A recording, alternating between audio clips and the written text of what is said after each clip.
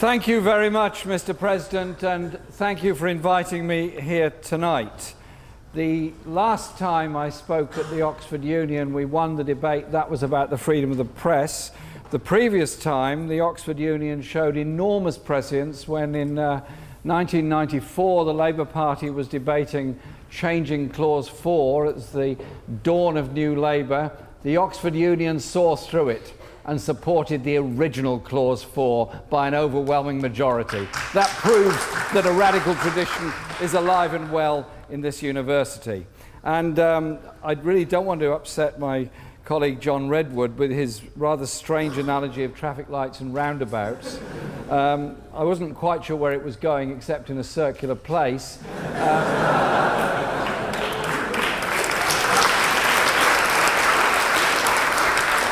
But in London, it's his great friend who hates egalitarianism with every pore of his body and supports inequality with every fibre of his being, Boris Johnson, who is actually bringing in traffic lights rather than roundabouts. Maybe you could have a word with him if you get membership of the Bullingdon Club. I'm sure they'd have you now. At last. They obviously missed a chance with you earlier on. If I could just be slightly more serious for a moment, what do we owe to socialism in this country? Every single one of you in this room, at some point, has benefited from the principles of the National Health Service. Free at the point of use as a human right. The free market capitalist economy of the United States has 40 million people without access to health care, and the rest have to pay a great deal for it. Where did those ideas come from?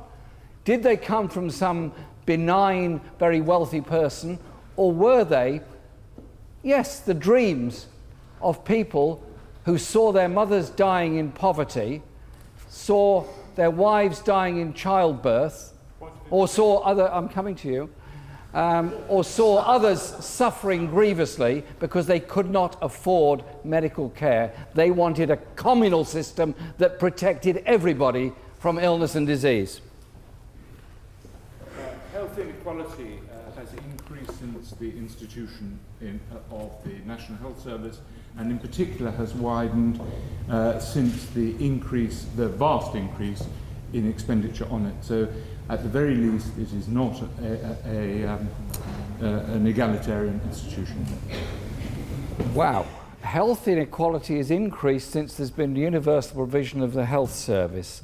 I seriously doubt what you are saying. What I do know is there is health inequality within our society because of poverty, because of debt, and there is a longer life expectancy for the richer than the poorer. There are many things to be conquered in health issues, but the very principle of a health service as a right and free at the point of use is surely something that we can all be proud of, and that, my friends, owes its origins to those socialist thinkers in the 19th century that saw the evils of free market capitalism in Victorian Britain. Think about that. Surely there's something good in that.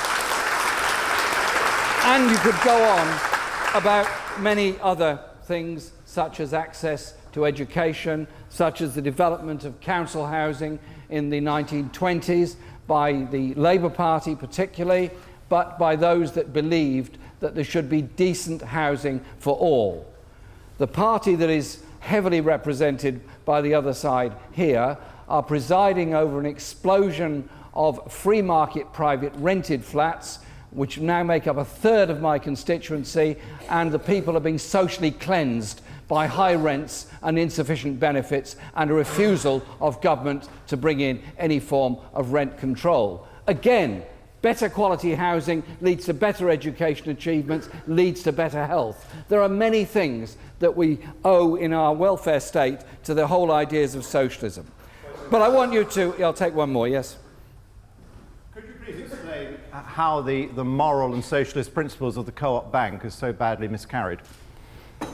The morals and principles of the Co-op Bank are, in my view, it should be an ethical bank, and it shouldn't involve itself in the arms trade, and it doesn't, and it didn't, and it shouldn't involve itself in experimentation on animals, and it doesn't, and it didn't. It has been mismanaged, obviously, and there are a number of us who are customers, if you like, members of the co-op who do not want it taken over by hedge funds but want to raise funds in a different way to protect the principle of a mutual bank. But you're in no position whatsoever to lecture anyone about mutuals when you were part of a government that destroyed many of the mutuals in this country, such as Northern Rock, Abbey National and others, that are now part of some big banking enterprise. You promoted greed at the expense of an egalitarian society, and that is everything that Thatcher was about, and you in particular were about as a minister in her government. And so I want to bring to you the moral case about socialism. Those people opposite that spoke will have you believe that somehow or other there's something normal and natural in living in a society, whereas Katie says, the dog eats dog, the poorest go to hell, and the richest do well. There isn't. There isn't at all. I believe in everybody there is an ounce of socialism. In some people there's a pound. In some people there are many kilos of socialism. Socialism is surely about the kind of society you want to live in.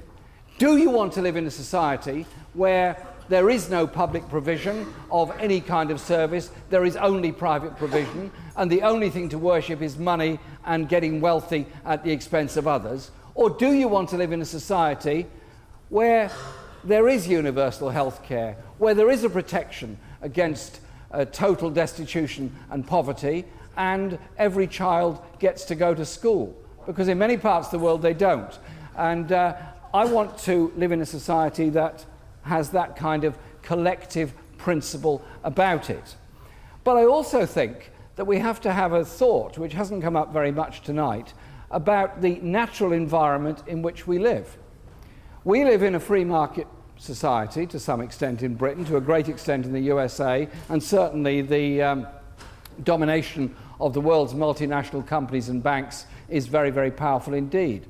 Are they really caring about what happens to the environment? Are they really caring about the level of exploitation of oil and other mineral resources? Are they really caring about the damage they're doing to the environment? It's only if you live in a society and a set of principles where you take from people what they can afford in order to give that to people who need it. So in other words, from each according to their means to each according to their needs is surely a very sensible, very basic principle in life. Since you're getting so excited and so agitated, don't be so abusive. Speak quietly. That principle found its fullest expression in Eastern Europe, in the Marxist states, which taught that nature was a resource to be exploited and that resulted in the smokestack degradation which has not been likened anywhere in the capitalist world. The best thing to have happened to the environment was the fall of the Berlin Wall, so that property rights began to reverse the ecological catastrophe that Marxism had created.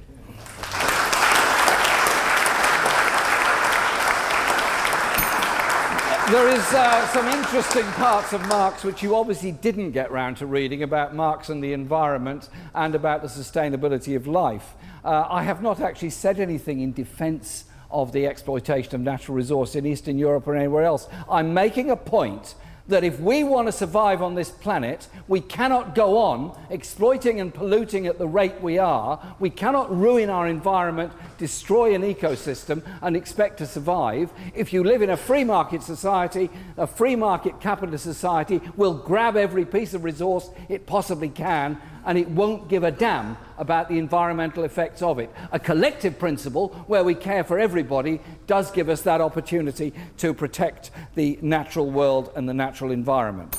There were many things wrong. There were many things wrong with what happened in the Soviet Union, and I am not here to defend Stalin or his strange views.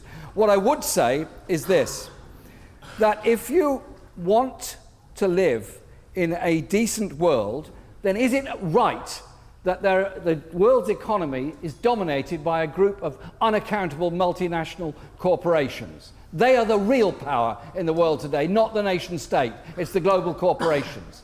And if you want to look at the victims of the ultimate of this free market catastrophe that the world is faced with at the moment, go to the shanty towns on the fringes of so many big cities around the world. Look at those people, migrants dying in the Mediterranean trying to get to Lampedusa. Why are they there? Why are they dying? Why are they living in such poverty? I'll tell you this, it's when the World Bank arrives and tells them to privatise all public services, to sell off state-owned land, to make inequality a paragon of virtue, that is what drives people away now, and into a danger and poverty. And I will conclude with this thought. Think about the world you want to live in. Do you want the dog to eat the dog, or do you want us all to care for each other, support each other, and eliminate poverty and injustice? A different world is possible. Thank you.